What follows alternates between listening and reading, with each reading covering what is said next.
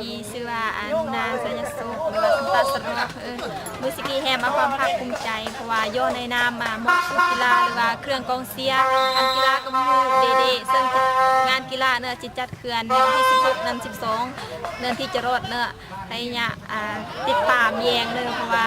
ตอนเนื้อการแข่งกีฬากับกำลังเดือดมหอบแข่งขันคัดเลือกนักกีฬาของแต่ละทีมของชนเผ่ากับมูเดซึ่งจะแข่งในมือเล็กๆจะรอดเนอะพยายามติดตามแยงในเด้อก็สมัยแล้วก็สุสิพรเนาะก็สกีก็เลิศเยี่ยมที่ว่าโอกาสกายสมกับเชียร์นักกีฬากับมุเนาะที่ว่าปีกี้ก็เป็นจัดกีฬาเตะบาสกับมุอีเนาะก็โอกาสกายสนับสนุนแตบโกเนาะก็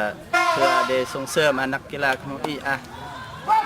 เยี่ยมจุดออกกำลังกายเล่นกีฬาเพื่อกำลังแรงทางกายเสพติดต่างๆนะ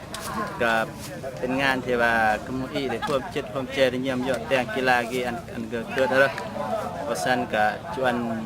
มากๆคนกมุอีอันเนื่องเนาะไงโอริโอเกเซียไงแย่งไงสนับสนุนกมุอีแน่เพื่อที่อันโอกาสต่อยอดที่เ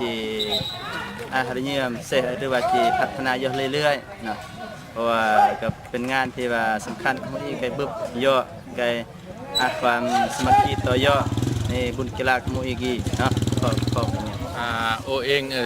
ซื้อเสียงไซแก้วดม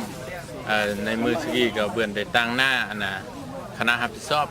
ก่อนกุมหูอียัดนครหลวงเวียงจันทร์แล้วก็ครอบเรียมนำทันสิพรตะมองเบื่อได้กายมอบเครื่องกองเสียจำนวน100 พื้นเครื่องนี้คือยงมาผสมคือน้องสำหรับยัดนครหลวงเวียงจันทร์ในมือวันที่16นี้ก็พร้อมเสีย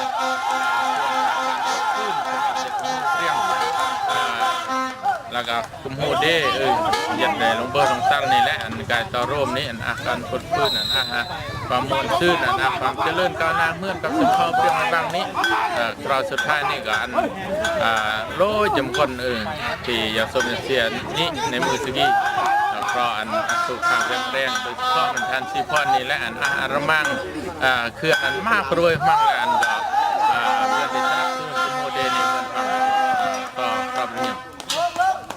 ในการแข่งกีฬาของสปอร์ตมือสกีหรือการกดฟืนเพราะว่าทางกองเชียร์ลงมือหรือว่าทีมกับมือกับกดฟืนความมุนซืนแล้วก็ความแบบว่าเชียร์โดยความแบบสุดใจนี่นะเพราะว่าคัดเลือกเด็กกีฬาทีมที่เก่งที่สุด